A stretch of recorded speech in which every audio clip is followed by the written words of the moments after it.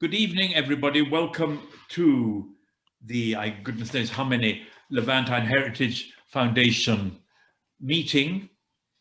Tonight, we are honored to have two guests from Istanbul, Özge Ertem and Mehmet Kentel, talking about the characters of Yusuf Franco, an Ottoman bureaucrat's caricatures.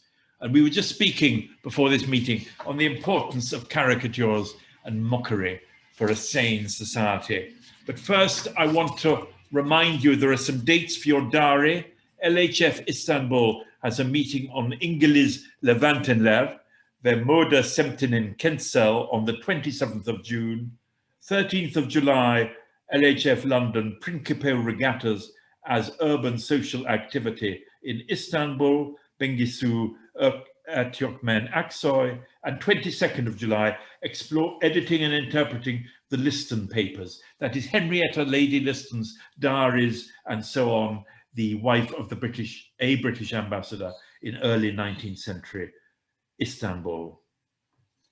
And talking of embassies, this is an extraordinary source, these caricatures of Yusuf Franco, a partly Arab Ottoman official originally from Aleppo, working in Pera, and his caricatures bring to life not the official diplomacy of 1880s and 1890s Pera, but the unofficial diplomacy, what happened in the evening, meetings in ballrooms, in card rooms, card games, and so on.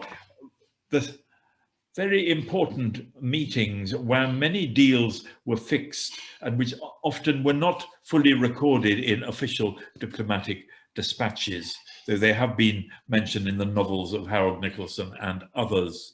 So first, we have Özge Ertem, who got her PhD at the European University Institute, and her topics are she studies childhood, famine, hunger, communal relations. She has co-edited Ottoman Arcadia, and she will be speaking on the background of the exhibition and the book and the caricatures. And she will be followed by Mehmet Kentel, who will be talking about Pera itself.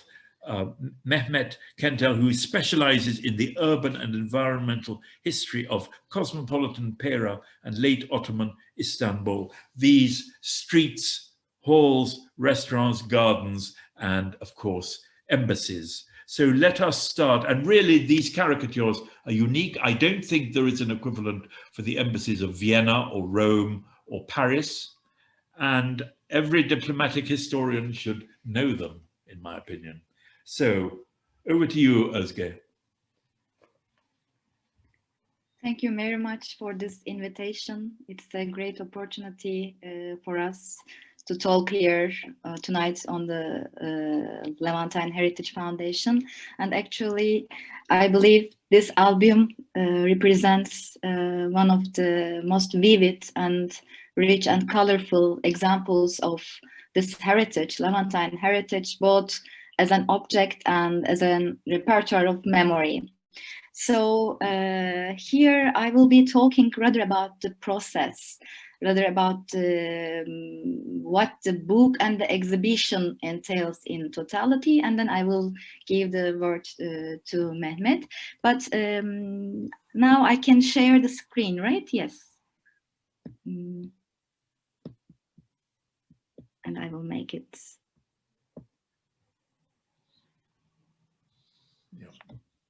Okay. So actually, the talk, the title of this talk tonight comes from the title of the exhibition we held in 2017 in Koç University's Center for Anatolian Civilizations, so-called ANAMET in Istanbul in 2017 in January. And both Mehmet and I worked as members of the team of this exhibition and the book.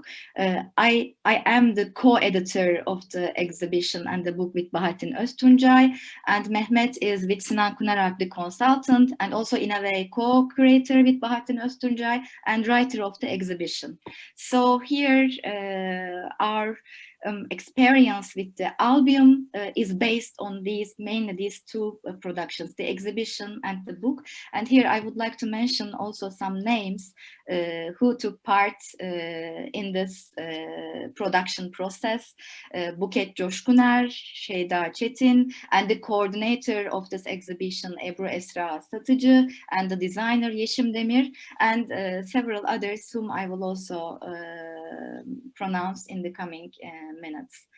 So during the preparations of the exhibition, we thought a lot. I will talk more about Yusuf Franco, and actually I will talk about this album from an editorial perspective today. I will rather explain what the writers actually researched and wrote in the book. So I will basically depend on the information they provided for us, and I will try to bring my own perspective into this. So we were thinking a lot when we were preparing this exhibition, what the title could be. And in the end, we decided on the characters of Yusuf Franco and Ottoman Bureaucrat's caricatures for the exhibition. And for the book, we decided on the title, Yusuf Bey, The Charged Portraits of Fin de Siècle Pera. And on the right, you also see the Turkish translation of the book, which has been just published in 2021 after 4 years of the exhibition. Why I'm talking about these titles? Because they give us the keywords for our talk, for my talk today, and actually the keywords of the book and the exhibition that was held years ago. So Yusuf Bey, an Ottoman bureaucrat, a diplomat, drawing caricatures, making an album, compiling them in an album in 19th century Pera. Actually, we are talking about the album, and this is the cover of the album. I will deal with the details soon. But before this, for those who know actually not much about Yusuf Franco, who was known more in Ottoman bureaucratic history with his professional career as a diplomat and as a part of Ottoman Foreign Ministry, was known less with his career as an artist, as a caricaturist. Maybe we can actually say that Yusuf Franco's world is actually too rich and colorful to understand in all its complexity, and like most of the historical phenomena we encounter. But tonight we will try to explain the main narratives we put forward in the exhibition and the book. So who was Yusuf Franco? What was this album about? How did we encounter this album? Why are these portraits called charged portraits? In fact, he named them so. This is the cover of the album. That's his writing and that's his drawing types and charges. Why did he name them so? And what is the connection with Pera, Beyoğlu? What does Pera mean for Franco, for the album, and for our own narrative when we prepared the exhibition and the book? Why is this album a Pera album? Mehmet will mainly be talking about this. So we can talk a bit about who Yusuf Franco is. Yusuf Franco was a middle and later high-ranking bureaucrat of the Ottoman Foreign Ministry and a diplomat. He was born in 1856 in Istanbul.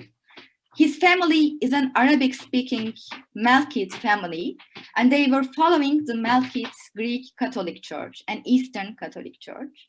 Their roots go back to Lebanon and Syria. The family migrated to Istanbul sometime unknown in the late 18th, early 19th century. And then Yusuf's father, Nasri Franco Kusa, was born in Istanbul in 1814.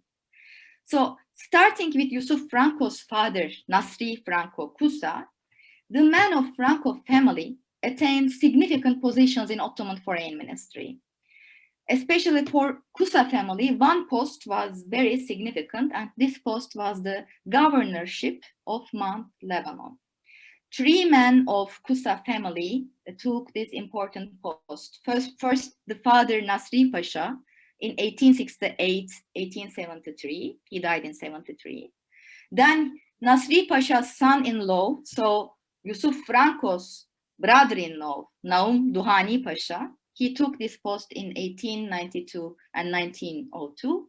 And then Yusuf Franco himself, who stayed most of the time, most of his lifetime in Istanbul, and he continued his job in the foreign ministry in Istanbul, but left for abroad only for Mount Lebanon governorship between the years 1907 and 1912, when he was also attained the rank of vizier and pasha. This was what was, these were the status given to the person who would be in charge of this governorship. So in 1868, when Nasri Pasha goes to Mount Lebanon for governorship of Mount Lebanon, whole family go with him. So they go back actually to the home, the family's roots. They go back for the father Nasri Pasha's post. Nasri Pasha dies. They return to Istanbul. All brothers, Fuat, Feyzi, Fethi of Yusuf Franco, they enter into posts in the foreign ministry. And their sister in this time marries Naum Duhani Efendi. So in 1873, when Yusuf Franco joins the foreign ministry, he is at the age of 18. As I said, he spent his entire lifetime mostly in Istanbul, except between 1907 and 1912, when he was the governor of Mount Lebanon. He first started as a junior clerk in the Department of Political Correspondence, and he became the first head of the foreign minister's private cabinet in 1898, and he worked closely with Tevfik Pasha. He was active in confidential negotiations with foreign embassies, actually, which made him a great observer of these professional circles, who at the same time formed his social environments. And he was usually appreciated by Abdülhamid II as he got the rank of the Bala, again an important rank before vizier, before the rank of vizier. So what makes Yusuf Franco the topic of today's conversation is partly related to his biographic information, to this biographic background. We are here actually to talk about the Caricature album, to talk about the album and beyond what the album tells us.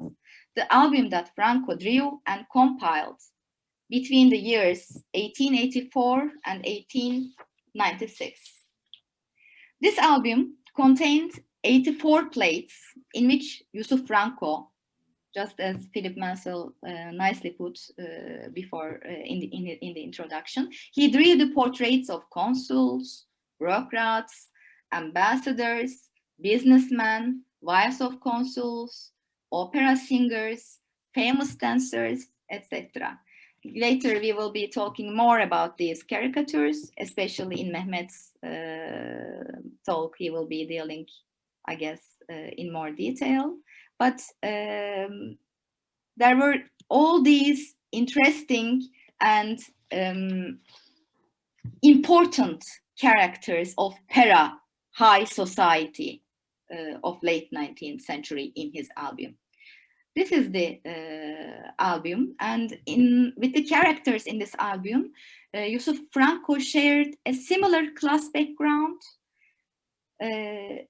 These people formed at the same time his everyday life, in a way, everyday life professional community. And this album actually represents a cultural and material world of late 19th century elite circles. Yusuf Franco, as I said, was both a member and an observer of these circles and networks. So how did we encounter this album? Here, I would like to talk about the process. How did the album actually reach to us? Actually, This album was sold in 1957 in the Grand Bazaar in Istanbul to an American family. And actually, I would like to read here a part from the testimony of Herbert Brooks Walker, who was the person who bought this book from an antique rug dealer in Grand Bazaar in 1957. So Franco died in 1933. Franco's wife died in 1956. And we encounter with the album in Grand Bazaar in 1957. What does Brooks Walker say? And this is from Bahattin Öztuncay's introduction in the book. I was personally thrilled to have the Yusuf Bey album. I felt I had a national treasure. In 1957, I was working in Abadan, Iran. My wife, Joan Ellen Walker, and I took our first holiday to beautiful Istanbul. While in a bazaar antique shop, I saw a big volume with a hardcover. This was very appealing. The album was the property of the Yusuf Bey's family, and they had given it to the dealer to sell. I recognized the artist's skill and ability to characterize. Yusuf Bey had been a Christian advisor to the Sultan of Turkey. This is how he mentions. I felt this was an important volume of work. And he talks also about the price as well. The price was $135. This was a lot of money at the time. I did not have cash. I was asked to send a check to his Swiss bank account when I returned to Abadan and to have no further contact with him. I was amazed, but we were convincing looking, my wife and I. The Yusuf Bey album left Istanbul with us, traveled up the Nile River, and flew on to Abadan. I sent a check to the Swiss bank and had no further contact. I had no receipt. When we returned to the States, the album was tucked in with 17 bags of luggage and traveled with my family for 9 months until reaching Vermont. So this album actually travels with the family, and they keep it, John Ellen Walker keeps it under her bed, and they, due to the testimonies and due to what we see in the album, because we had the chance to see this album as an object, in material form, this album was kept very well, and it was protected very well, I can say. So after these travels, the album reaches to Vermont. Now I would like to mention another history, which is 1966. This is the first time that in Horizon, Van de Boer writes an article about this album. Because Van de Boer has connections with the family. The family is offered to provide this album for this article. And in this article, the album and Yusuf Franco's world is introduced to a small community for the first time. Several of his caricatures are put, and the interesting world of this Ottoman diplomat is actually announced to the community in this way. And then in 1997, Ömer Koç, the owner of the Ömer Koç collection and the family, and the heir of the Koç family, and so he encounters with this, with the news related to this album in an auction catalog with the lot number 349. So the family wanted this album to be sold, but to be sold to a person or to a group or to a museum which would hold the whole material together. They say they were very much concerned about this. And in this auction, neither Ömer Koç nor nobody bought this album.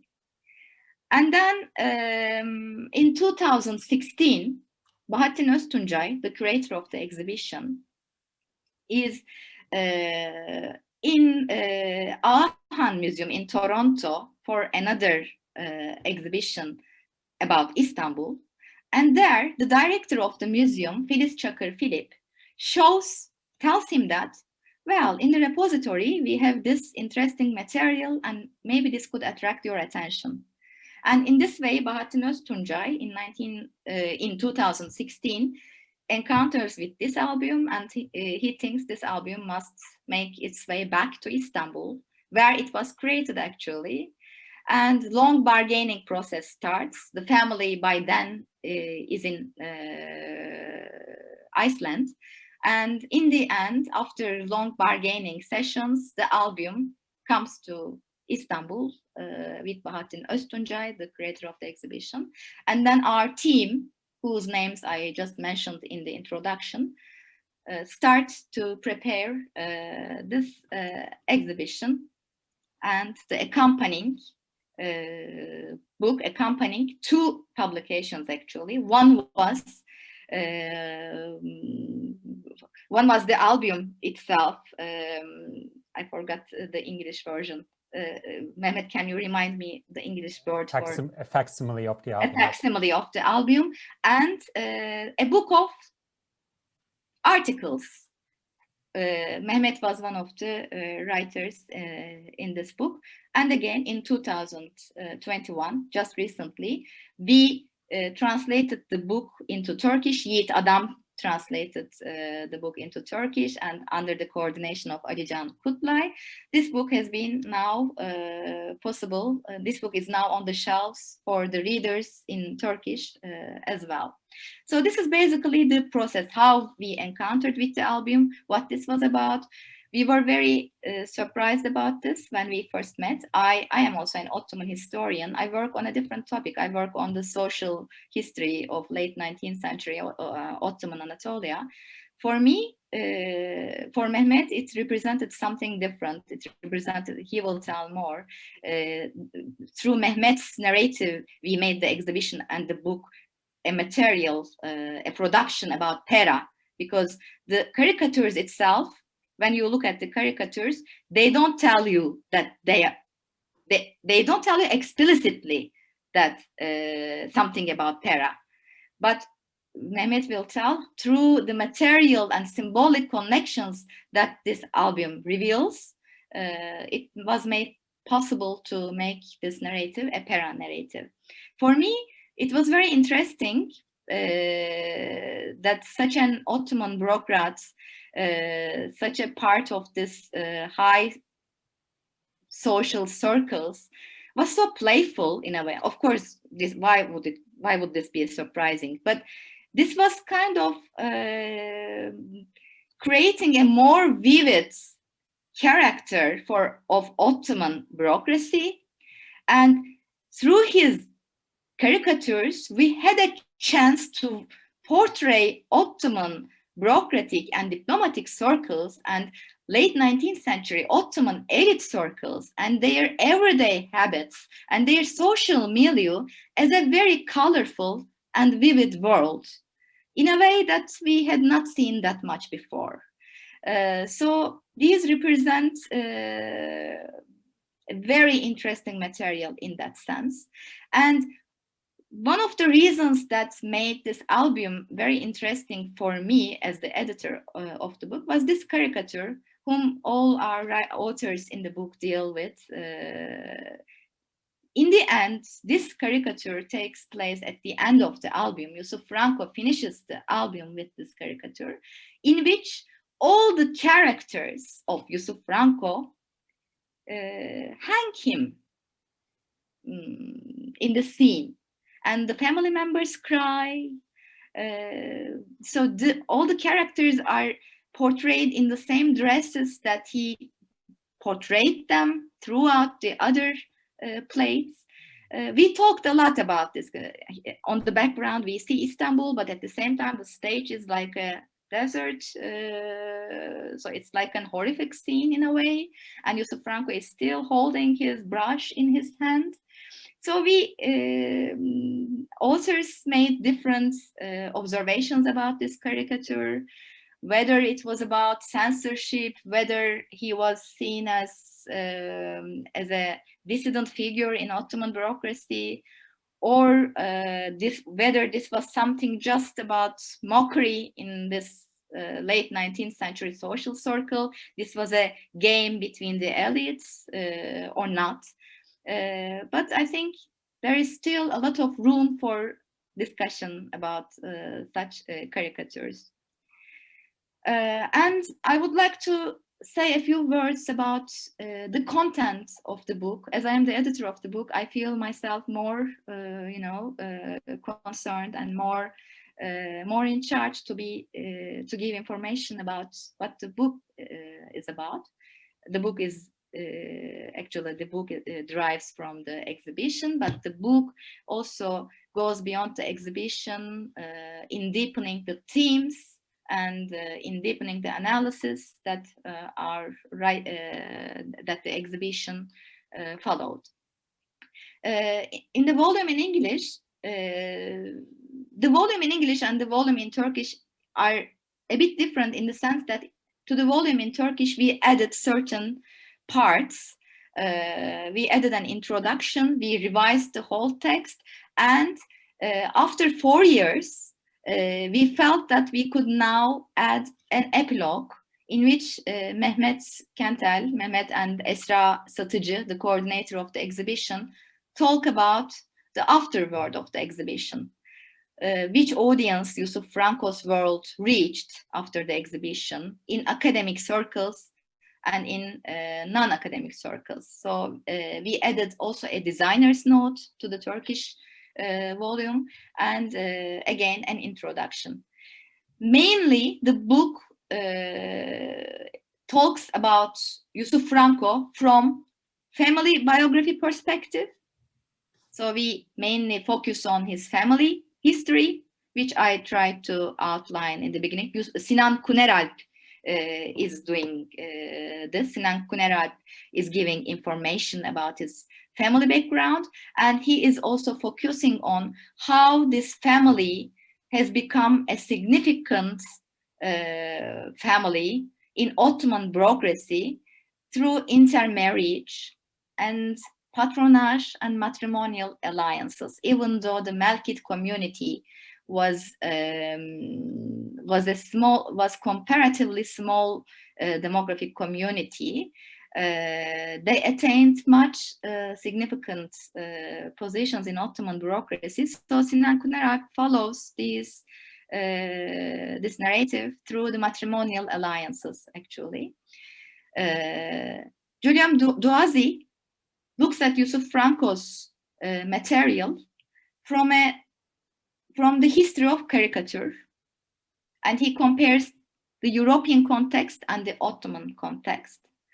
And actually, it is here that we encounter with the meaning of and analysis of what charged means. Why did Yusuf Franco name his album as Charged Portraits, Types and Charges?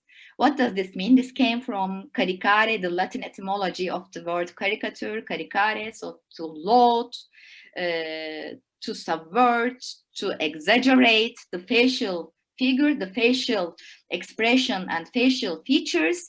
But at the same time, so this was a technique, and this technique was basically based on the French caricature tradition. So here, Douazi actually straits Yusuf Franco's artistic tradition in the 19th century French caricature tradition, where there were several French journals who were even using the title charged in the political satire journals that they were publishing. So he, in a way, connects Yusuf Franco's artistic tradition with this tradition, and he shows with several examples how Yusuf Franco played with the faces of the caricature, faces of the characters he drew, how he exaggerated them, sometimes mocking in a more pejorative way, sometimes just in a playful way.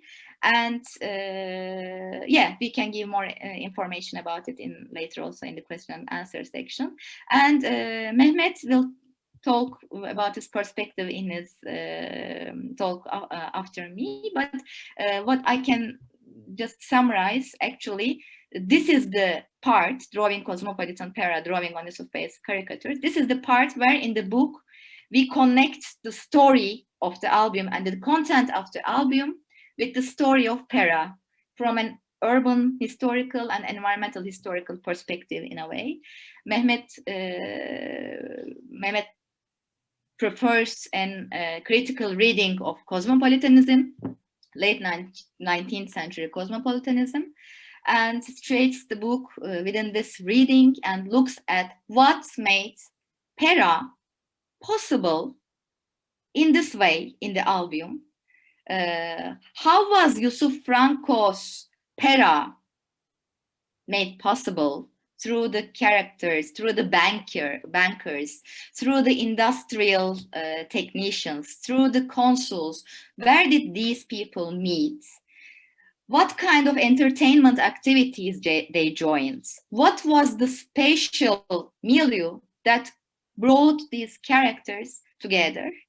And what did this milieu not include, both in the album and in our reading today? When we think about para, what does the album tell us? So as Mehmet will talk more in detail about that, I won't continue further. And we have an appendix, again prepared by Sinan Kuneralp, and which has guided us greatly while preparing the exhibition and the book, because in this appendix, Sinan Kuneralp gives in detail each person. He identifies each person, each character that Yusuf Franco drew in his caricatures. Yusuf Franco gave captions to his caricatures much later. It seems he compiled these caricatures not in the time that he was really drawing them, but much after 1896. We understand it from the captions that he put later, and sometimes he doesn't remember who that character was. Yeah. But he gave us these clues, actually, in the captions that he used, in the captions that he wrote in French. He wrote, this is the French foreign minister, British foreign minister, wife of the Russian consul. So he wrote under the caricatures all these titles. That's why, so he helped us, and Sinan Kuneralp. And Sinan Kuneralp goes further in identifying these characters, which has become a repertoire for us for following the main details of the album. So mainly, I would like to stop here, actually, and I can give more details later while we are talking. But I wanted to tell my perspective through an editorial perspective. This is what I did for this project. Thank you very much. Now I'm stopping sharing also.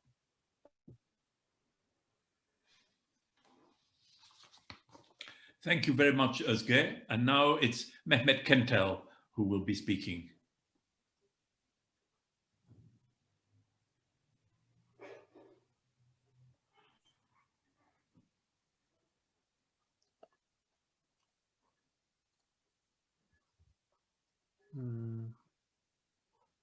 Do you see it?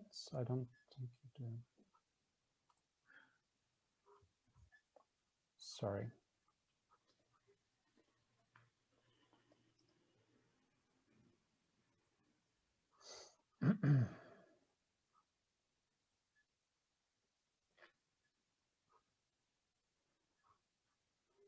Can you see my PowerPoint? Yes. Oh, okay, great. Yes. And now it should be on full screen. Yeah. Great, wonderful. Sorry about the delay. Thank you so much. Thanks to the Levantine Heritage Foundation, Philip Mansell, Craig Answer, and of course everyone who is with us today. As Özge said, it's a real joy to be speaking to this community,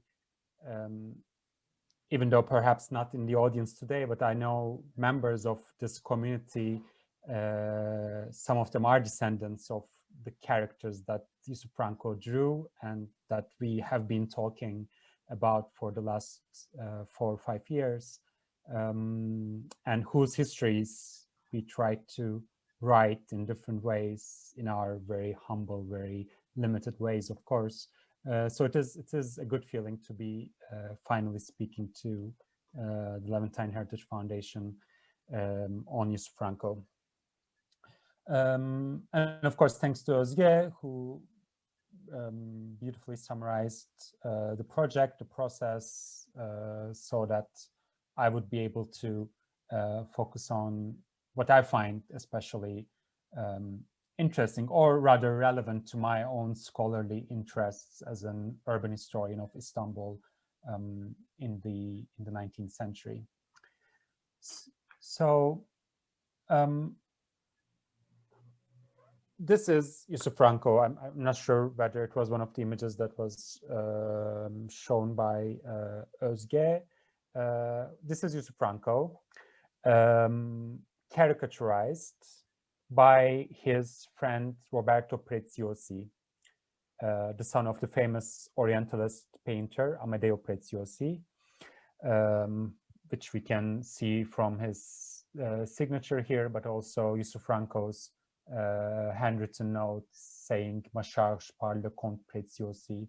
So apparently, not only is Franco charged other characters in his community by caricaturizing them, but also his charge was made by others, at least by one person, Preziosi here.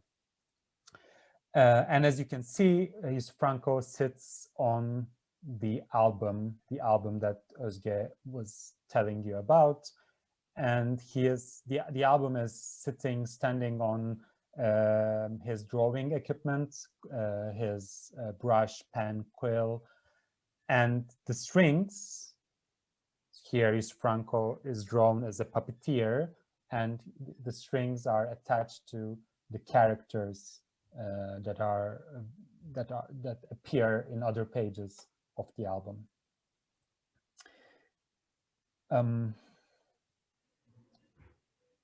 As Özge showed, this is the album that Yusuf Franco sits on and that this picture comes from. We turn several pages of the album and now face another young man in a black tuxedo and a matching hat. There's a snake on his arm, implying probably that he is not a very good man, or maybe he is a bit sinful. Walking hastily after a woman whose only one leg and skirt are visible. We again learn from Yusuf Franco's handwritten note that this gentleman is the Comte Preziosi, so the Roberto Preziosi who drew the previous image of Franco as a puppeteer. So Yusuf Franco used this genre of caricatures, of charged portraits, in order to portray the members of the elite society of late 19th century, Pera, a district in Istanbul that rose to prominence in this period and deemed as cosmopolitan due to its mixed population of different religions and ethnicities, and the emergence of modern spaces that allowed these groups to socialize together. And of course, one of the most significant such group was the Levantines. In my work and in today's talk, I follow these connections that Yusuf Franco followed in this art form, in this artistic genre. I follow these connections between these different characters, between the painted and the painter, the painter and the paintee, and the social world within which all of this took place. I engage with Yusuf Franco's caricatures as problematic elements of a visual map of the so-called cosmopolitan Pera. I treat them as his playful acts of community building among the elites, which also offer criticisms of the social world. I think as an urban chronicler and an uneasy flaneur, Yusuf Franco tried to make sense of a changing world by creating a visual map of the characters inhabited it, a map of the world that produced himself and his work as well. And I think a closer scrutiny of Yusuf Franco's visual map brings us a better understanding of, I would say, the late 19th century Pera, but perhaps also the Levantine world in general, the Eastern Mediterranean port cities in a larger sense.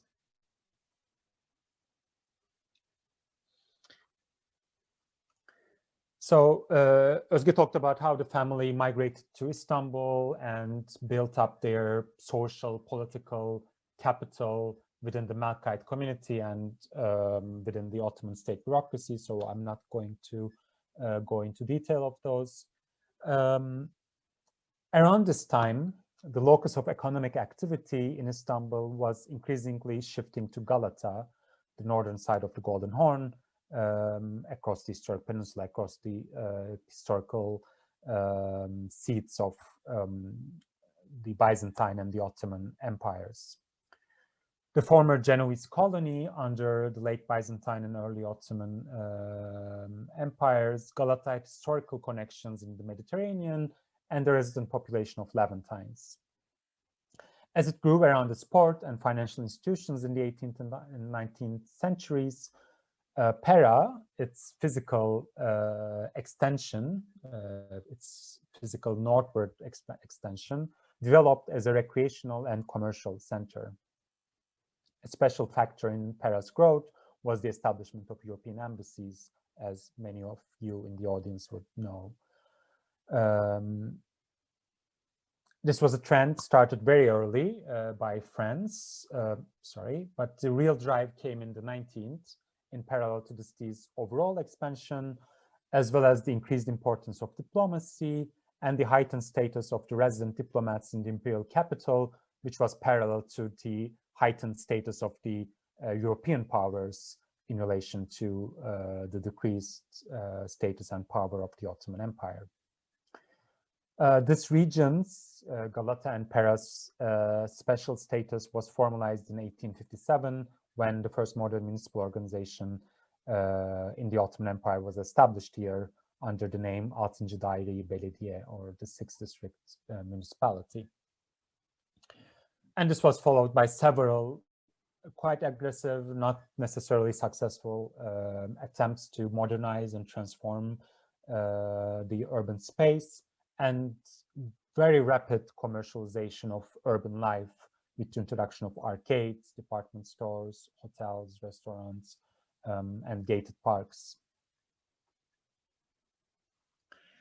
And these urban developments coincided with the advent of the satirical press in the Ottoman Empire, which was led by the Armenian humorists, especially in late 1860s. There were several periodicals that also published caricatures, but this period was quite brief and had an abrupt end in 1877 when the new Sultan Abdülhamit II, following the advices of the like-minded officials in the administration, had banned the publication of caricatures, and the satirical press was heavily suppressed until the Young Turk Revolution of 1908, which really created an epistemological, I think, trauma on the historiography of Turkish caricature. Apart from some introductory works that deal with this short period before 1877, most studies concentrate on post-1908 press, and almost all of this historiography, all of this scholarship concentrate on the issue of political repression and censorship, or they treat these caricatures as sources that represent other things, but never necessarily historical documents, historical agents themselves. In the case of Yusuf Franco, the picture is even bleaker for legitimate reasons. The album was born out of fin de siècle Pera and was lost when those conditions that created Pera have gradually eroded into the mid-19th century. As Özge has shown, the first time that the world outside of Pera knew about this album and the work of Yusuf Franco came in the 1960s with the Horizon article. And there were several images that were published in that article.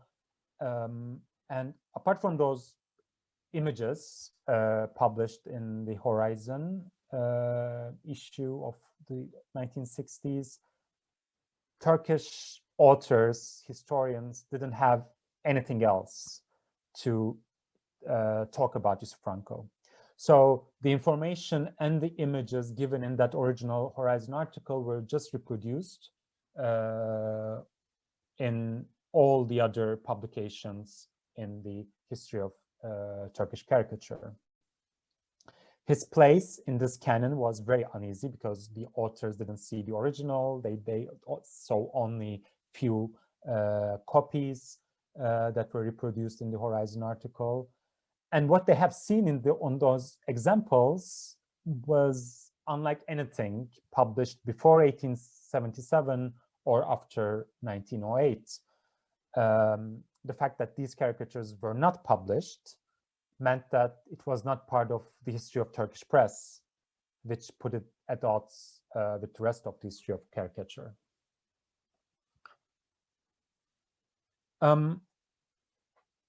Yusuf Franco's work, again, as Özge mentioned, with the significant exception of the cityscape of Istanbul dominating the background of this painting, this image, L'Expiation, is almost completely devoid of any landmarks. There are few references to specific places and landscapes, only very few. And his portraits of individuals are abstracted in that charged portraits genre, which was expected. And when he gives specifics about a location, it is mostly in the exotic domain, if you will, as the cases of Lord Dufferin on the right in this Gulliver-like colonial representation in India with this little people and animals and the crowd are represented and juxtaposed with this huge power and body of the Viceroy of India. And on the left, another British diplomat, this time Sir Henry Drummond Wolff, Britain's special representative in Egypt, again, powerful, respectable,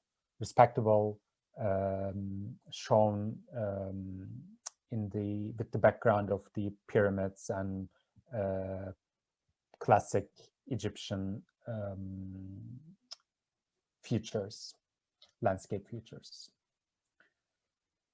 Or again, and other exotic cases. On the left, Rustem Pasha, Governor General of Mount Lebanon, and on the right, Russian Ambassador Alexander Danilov in the Russian steppes. So most of these more identifiable landscapes are in the exotic domain.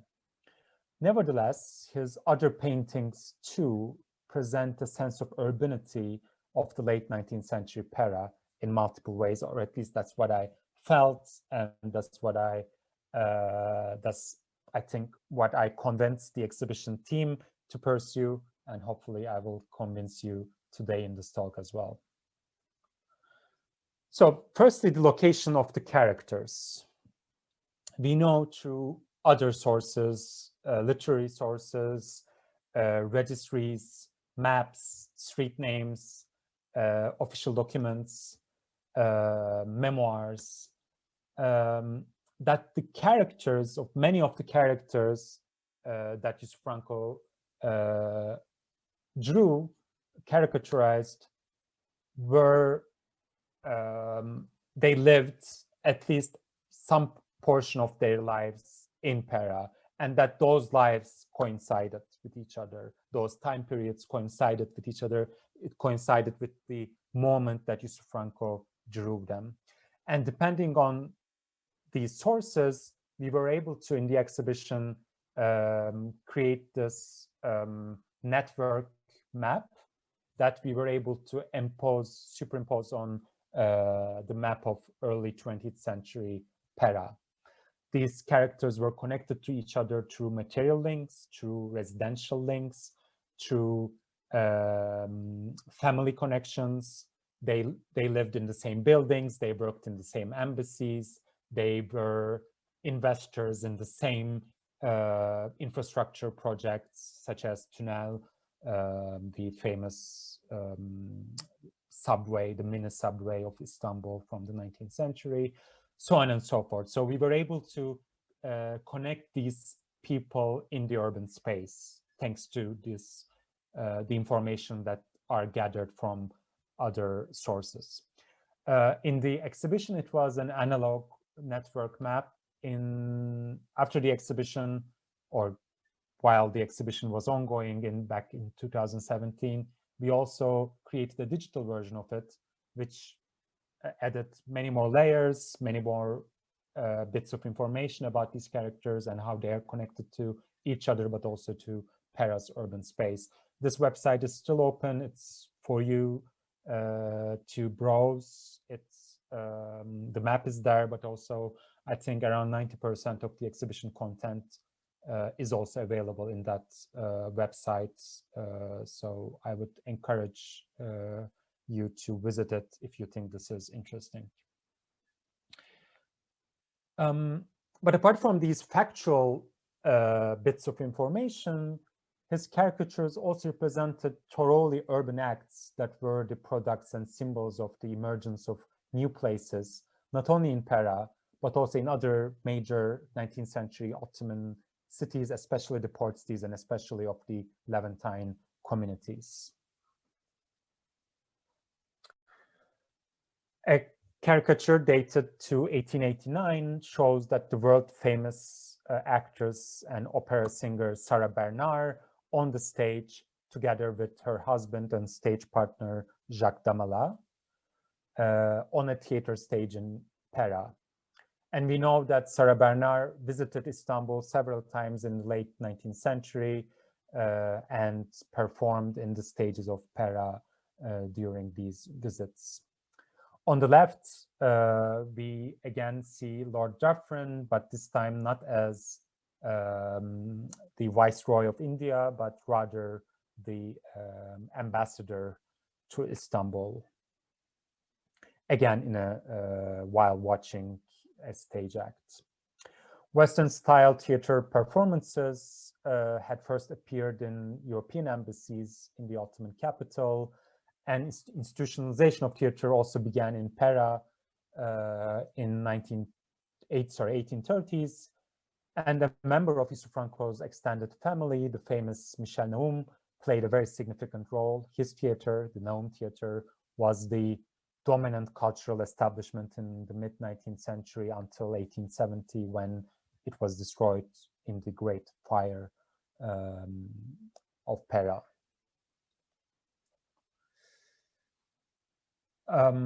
Yusuf Franco drew the members of the Pera society and the diplomatic circles, as Philip Mansell mentioned in the beginning, being entertained in many different ways. Charles de Testa, the dragoman of the German embassy and one of the founders of the elite club for diplomats and businessmen, Sark Dorian, plays cards in one of the portraits in a club-like setting, very probably in Sark Dorian. Ristov Pasha, a German military officer assigned to train Ottoman soldiers, had a little too much drink in a restaurant and, according to Yusuf Franco, dies on the field of honor, mort au champ d'honneur.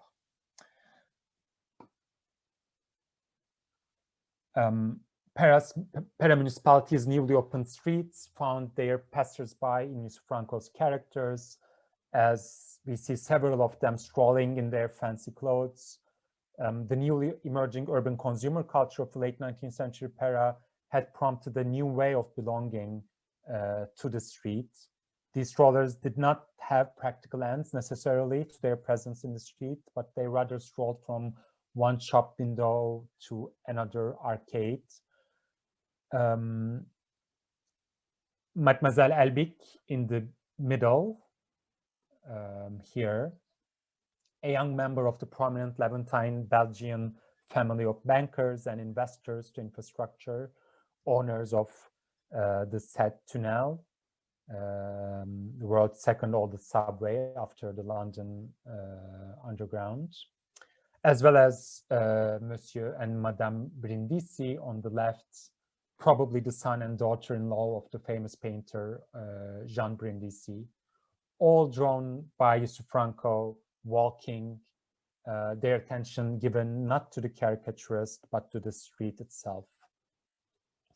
And such strolls took place in Paris parks. Often, the district had a long history of green spaces consisting of vineyards and cemeteries, belonged to different religious communities.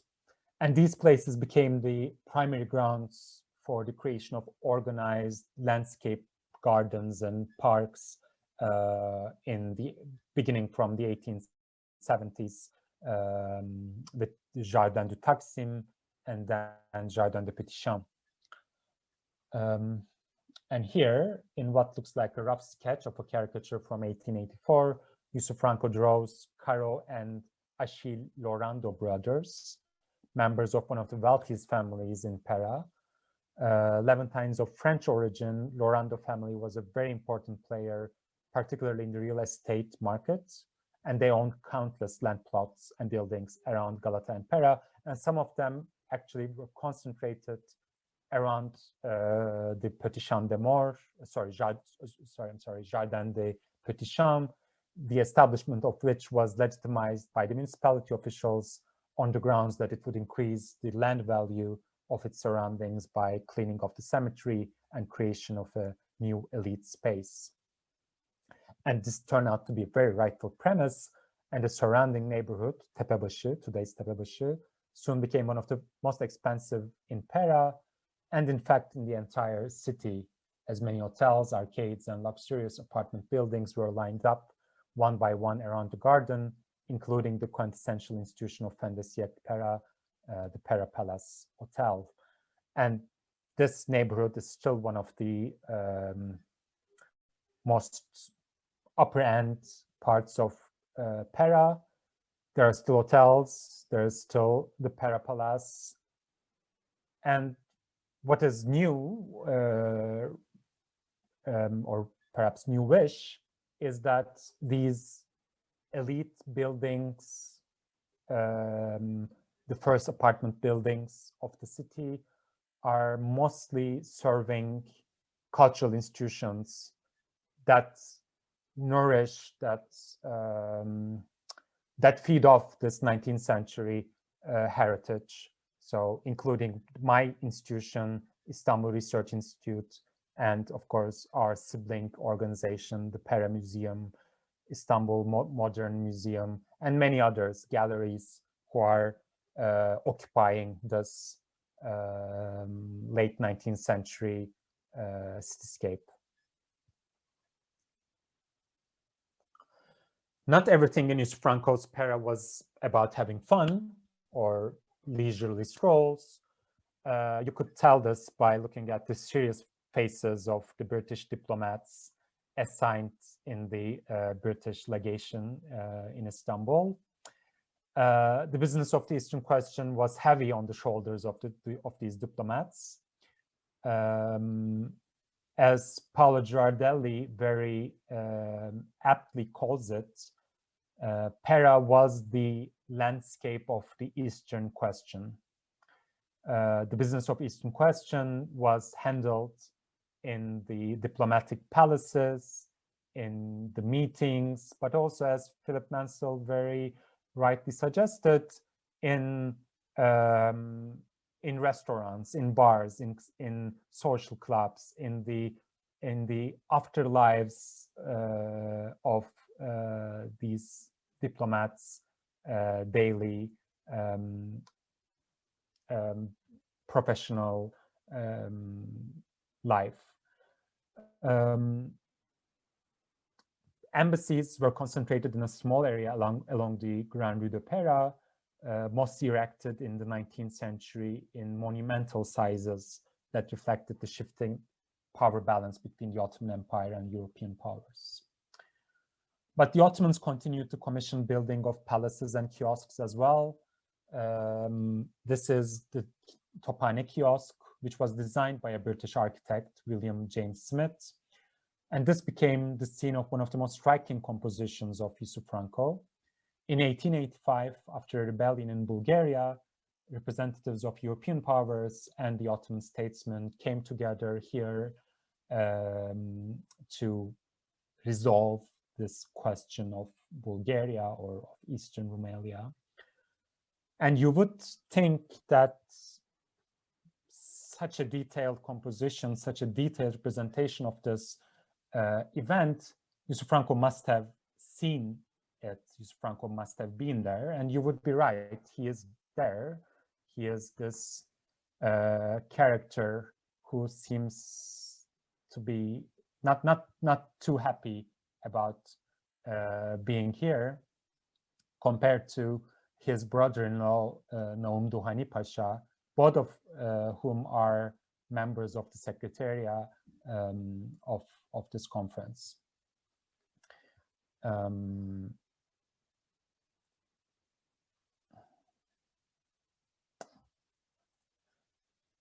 Nevertheless, there was room for more entertainment in the heart of the diplomatic circles, for the embassy's receptions were among the most anticipated events of Pera's social life. And we know, again, from other sources, or also from other sources, that Yusuf Franco was an avid participant of these gatherings. And he drew his fellow members of Pera society, dancing and flirting with each other in their most fancy dresses. And in one of the most unusual pieces in this album, and perhaps his most open reference to the life in Pera, this composition is called Un duel à Pera, Romance sans parole. Yusuf Franco depicts a gathering, a reception, most probably in an embassy. And it is, compared to the portrait style that he excels in other drawings, this is more like a comic strip that is emerging around this time in late 19th century. There are several panels in the story. We see that probably a waiter is flirting with a lady. An Ottoman elite is not very happy about this, and he kicks this gentleman, I'm assuming a waiter, from the back. The story continues. The man in black tuxedo responds. The lady faints. Then there's a small council gathers, probably deciding how to resolve this event. and then they decide on a duel. That is the gentlemanly way to do it, to resolve a conflict. You would duel in a park, probably the Tepebaşı Garden or maybe the Taksim Garden. But the duel ends in a rather low point where both participants escape from each other, not engaging with the fight. This work is extraordinary for several reasons. In terms of style and narrative structure, as I mentioned, it is completely different than rest of the album. It is the album's largest work, painted in 2 large papers and spanned into 2 pages. The number of characters drawn comes to a close second to the l'expiation, the public hanging scene that we have shown. But the content of the work is also, I think, worthy of further exploration. The narrative shift from the luxury interiors to the green park shows that these elite characters in their quote-unquote natural environments, and would also allude to the integrality of these spaces into their life. A duel in Pera, as the title of the work goes, would obviously be initiated during a reception at the large halls of an embassy and be culminated in a park,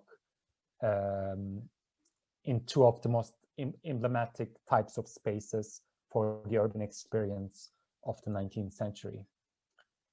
The final acts of the scene, the concurrent escape of the duelists from the field, should probably be read as Yusuf Franco's charge par excellence, only this time raised not to named individuals or raised against named individuals, but raised against the entirety of the social culture in Pera. In a sense, this critique echoes a range of other derisions received by Pera's society, from the caricatures published in the satirical press of 1870s before the censorship, through the first Ottoman novels, Western travel accounts, to the post-Ottoman disdain of Levantine culture, all accusing, in varying degrees and with different ideological motivations, the inauthenticity of the culture in Pera. Even the Turkish expression used to define Levantines as tatlı süfrengi would give the sense of not authentic Europeans. These critics asserted that Pera may have offered some comforts of European cities, but it was a far cry from the real thing, and its inhabitants or frequenters were said to do most of the things just for the show of it, without having the real character to truly experience the urban life they were pretending to have. This sometimes referred to the consumption of food and drinks, other times of dress, and to the built environment of Pera too. There are, in many travel accounts, you would find these remarks on Pera's built environment as a cheap copy of European capitals. In Yusuf Franco's case, it was the dignity and courage to actually undertake a duel that was supposedly lacking in Pera. Another rather obvious critique or representation of critiques expressed through the sketches of Yusuf Franco is manifest in this portrait of Monsieur Jerosinski, the secretary of the French embassy. In a full-page drawing, Yusuf Franco paints Jerosinski in the middle of a room, which is full of Oriental objects, as you would see: carpets, sofas, ornamented pictures, and Arabic calligraphy hanging on the walls. And in fact, if those of you can read the Arabic script, you would find that in this calligraphy here, it reads Jerosinski, with Arabic letters. And the caption says, Monsieur Jerosinski, secrétaire de l'ambassade de France, dans son salon oriental, so in his oriental salon. And what Yusuf Franco is doing is playing an oriental instrument, probably an oud. It's a perfect oriental picture for the enlightened and curious diplomat who so-called went native. The only problem with this perfect picture Yusuf Franco shows us is that Jerosinski holds the instrument in reverse, as you can see here. So Yusuf Franco implies that with all the investment and all the attention to the detail to build up and ornament this colorful oriental salon, the French diplomat could not have possessed the true knowledge of the Orient. He could not play the oriental tune as an inescapable crack in a seemingly perfect posturing as an oriental. Still, one must be cautious in throwing Yusuf Franco into the same bag with other outsider critiques of Pera and this culture built within it. Yusuf Franco's caricatures are much more sympathetic to Pera's community than those outsider accounts could have ever been, partially due to the dual impossibility of publishing his drawings, as humor press had been repressed, and in any case, a bureaucrat in the Ministry of Foreign Affairs could not have risked of being exposed as a satirical caricaturist. His portraits seem to deliver his critiques not as cruel attacks, but rather as little games, which he played to initiate and sustain friendships within the community that he himself belonged to. And this is more obvious in some paintings, in some of his works than others. The two caricatures with which I have opened the paper, opened this talk, showing Yusuf Franco and Count Preziosi drawing each other, is a perfect example of that. But there are other examples too. Such as the one on the left, Madame Gritsenko, with her note saying, très apprécié par l'original, very much appreciated by the original, so by herself, shows that Yusuf Franco's talents were not only known within limited social circles, but were also actually appreciated by at least some of those circles. In another example, and this is one of my favorites, an undated caricature called Une idée, an idea, Yusuf Franco tells the story of how Baroness von Hopp, the wife of the member of the German military mission in Istanbul, asks him to draw something on her album here. So she gives the album to him. He takes her album to his study, frustrated because he can't find what to draw on the Baroness's album. And then finally, he finds the idea, draws it, and celebrates the outcome. The caption reads, Dessiné dans l'album de Madame le Baron de Hopp.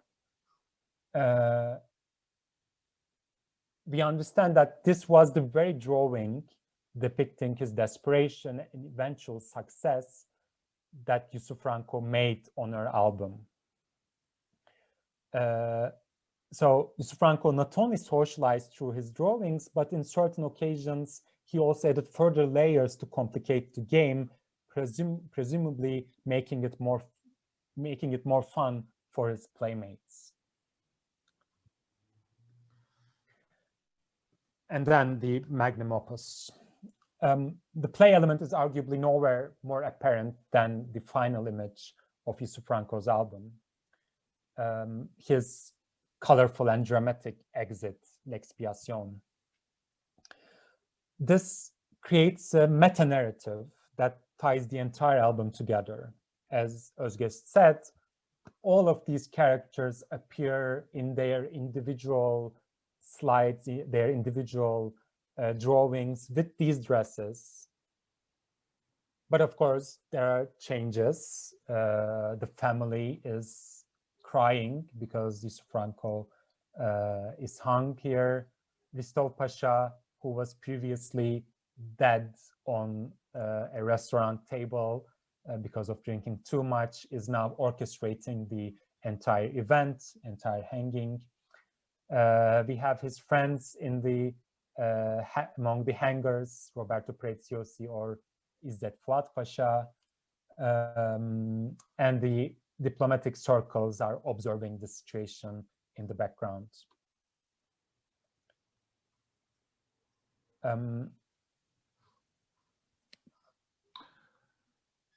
This painting ends the album, and it is impossible for us to know whether he perceived a real threat of censorship or among the higher authorities or from his fellow para-residents. But we don't know to what extent these unprinted images would create a risk for Yusuf Franco.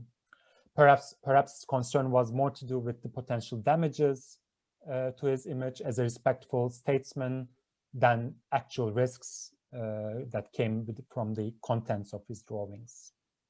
In any case, it is safe to say that Yusuf Franco chose to add the real or imagined threat to his game as an additional layer with which he closed the album and ended the game, metaphorically killing Yusuf Bey, the caricaturist. And I think it is not really important to ascertain whether Yusuf Franco wanted to print his caricatures or not in the first place, or at least in this period. What matters is that this very impossibility of not printing drew the contours of his art and his targeted audience. And it was, in a way, a work of art in the age of political non-reproduction. He opted, sorry, did you want to say something?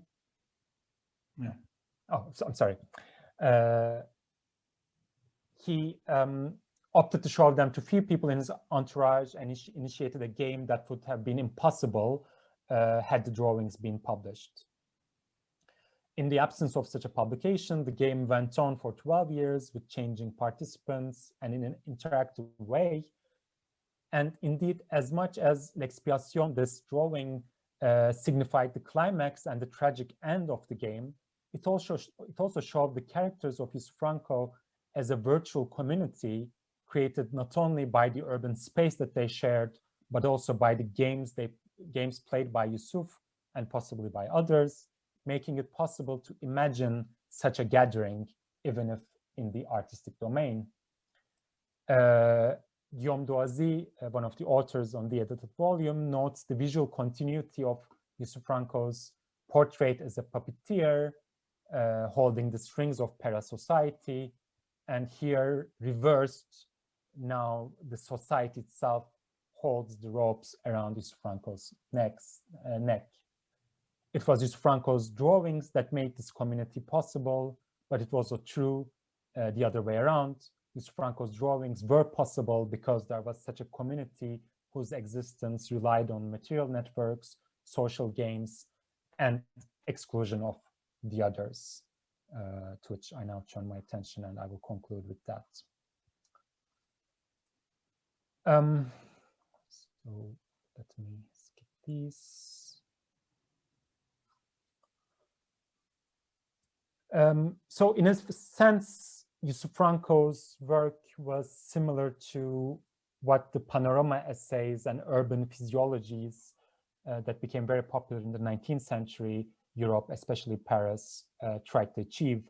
The authors and painters of these works had seen themselves as historians of manners who aimed to document, and I quote from them, who we were and what we did in our time, how we dressed, what clothes our women wore, what our houses, our habits, our pleasures were, what we understood by that fragile word subject to eternal changes that is called beauty.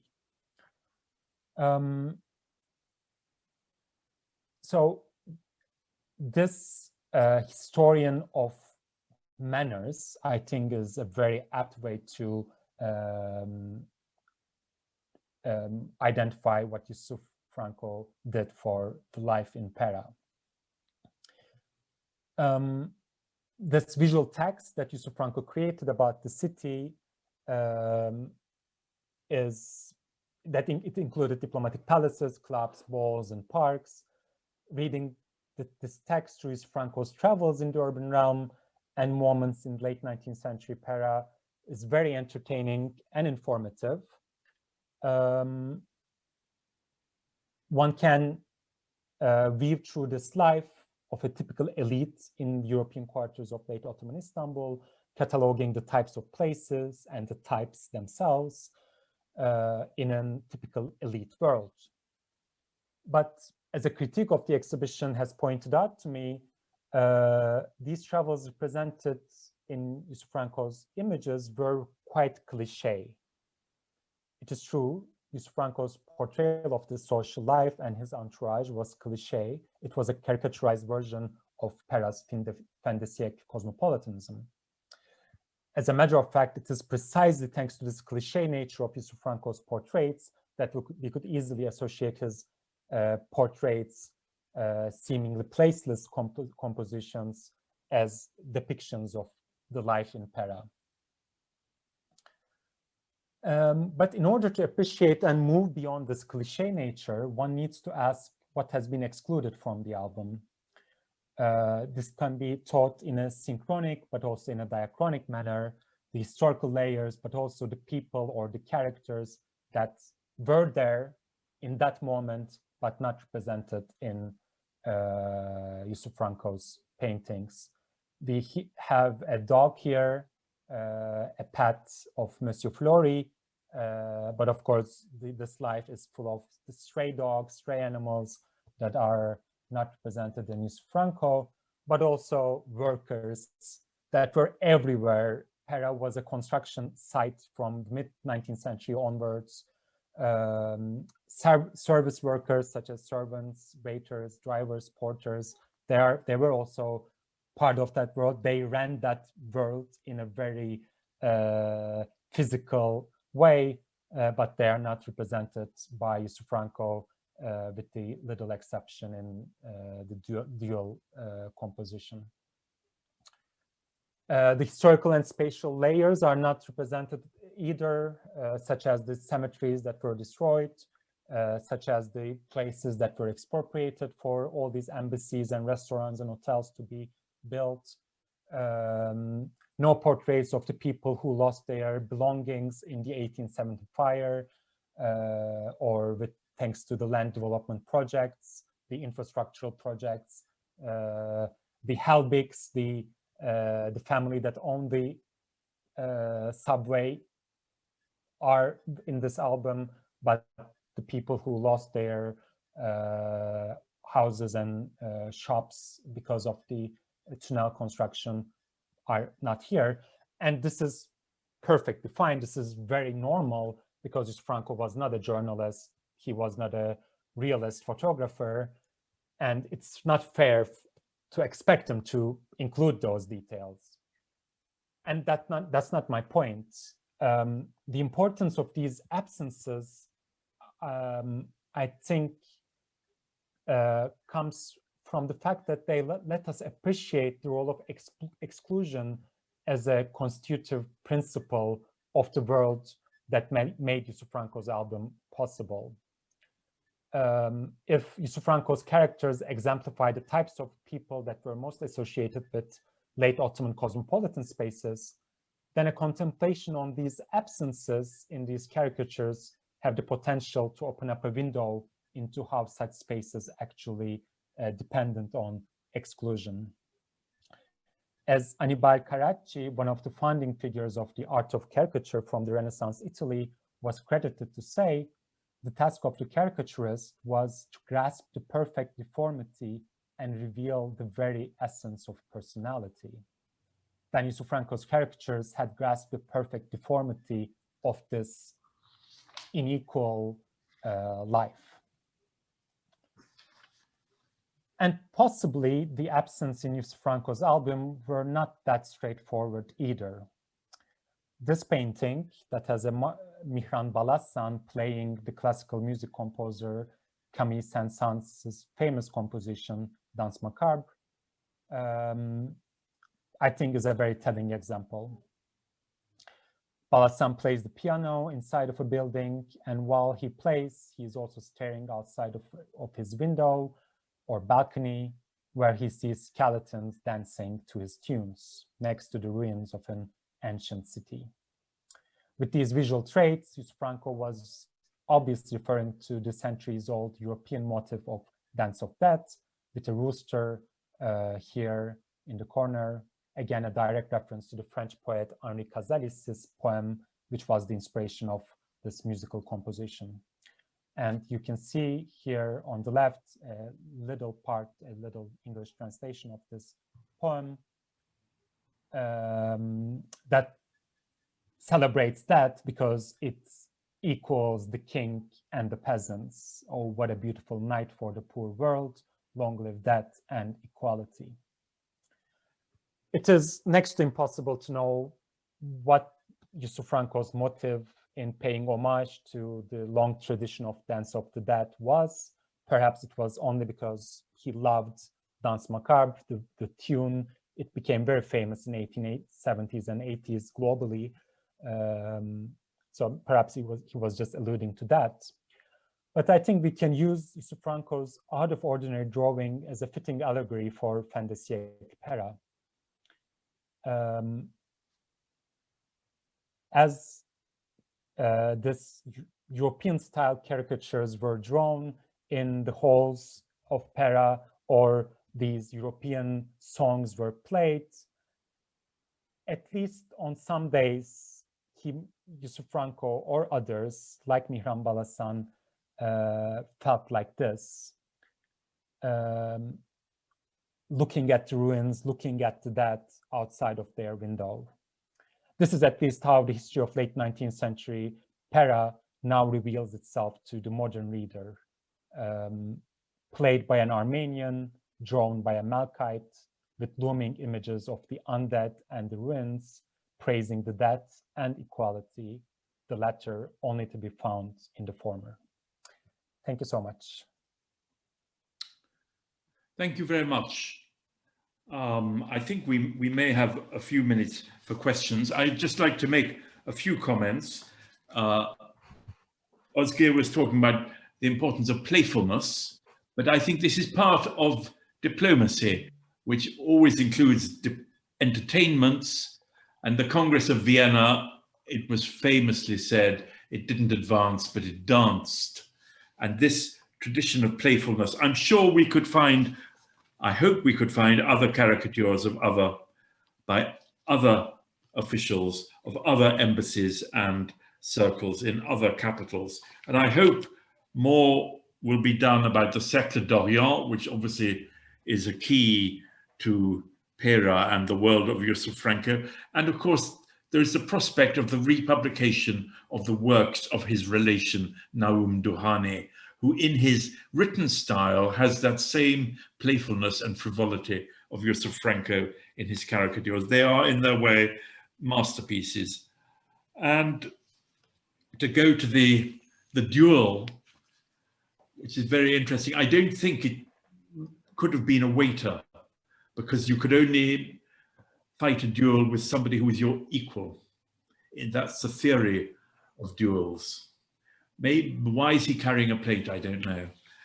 Anyway, it's another subject for another time. And in fact, a friend of mine, Leonard Harowski, has written an entire study of courts, which is called Europa der Könige, Macht und Spiel, Power and Playfulness. So it is always there in court and diplomatic life, I think, from almost the beginning.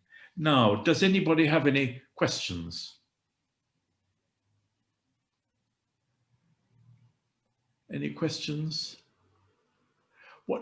Perhaps you could send us all the website for the exhibition. And what is the next stage with Yusuf Franco? And where are his descendants now? Where are they living? I think Özge has shared with you the website. So let me just point to something that you all have also raised.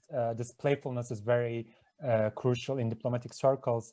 After we opened the exhibition, Sinan Kunerab found in the French archives in one of the special papers of one of the French diplomats that were drawn by Yusuf Franco, other drawings that probably belonged to the meeting, the conference that I shown the drawing of, because that character, Gabriel Onato, sits next to Yusuf Franco, and it seems like both of them are drawing in their conference note like little doodles. So we integrated it into the exhibition after we opened it. So it is, as you said, it is quite common. And there was another exhibition of caricatures organized by Erol Maxume in Istanbul a few years ago. The caricatures of Monsieur de Girois, I think, a French naval officer, I think. And several of the characters that appear in this album also appear in that album. So it's slightly later. So bringing those together actually really give a full sense of that world. Yeah, thank you very much. Regarding Yusuf Franco's descendants, it seems like, at least from his inner family circles, there are none left. He had two daughters who died in 1980s in Istanbul, and that's the extent to which that we know of. And it's been 5 years since this project began and created quite a buzz that we received a lot of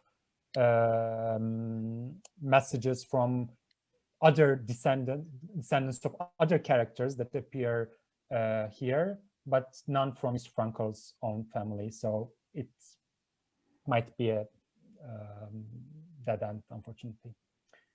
Well, I doubt that modern diplomatic conferences have such brilliant caricaturists, I fear. Yeah, unfortunately. And regarding the next phases, well, we still want the exhibition to travel to London, yes, and to Beirut as well. Both of them were planned. There were agreements made with both SOAS and AUB in Beirut. Unfortunately, both of them had to be suspended. But I think all of us, both the owners of the collection, the Koch family, the institutions behind the project, and all the team members are very much willing to realize that. So hopefully this would be an opportunity to further inquire any possibility, any such possibility. Yeah, well, let's hope that happens. Any questions? No. Well, I hope we all reconvene at the next meetings, and congratulations on your wonderful work and the incredible book of the exhibition, which I'm lucky enough to possess a copy of, which anybody interested in late Ottoman Istanbul and Pera should have, and in diplomatic life in general, because it really shows the other side of the cards, the dessous de carte. And thank you very much indeed, and have a good evening. Thank you. Thank you very much. Thank you so much. Thanks to all. Thank you. Thank you. Goodbye. Bye-bye.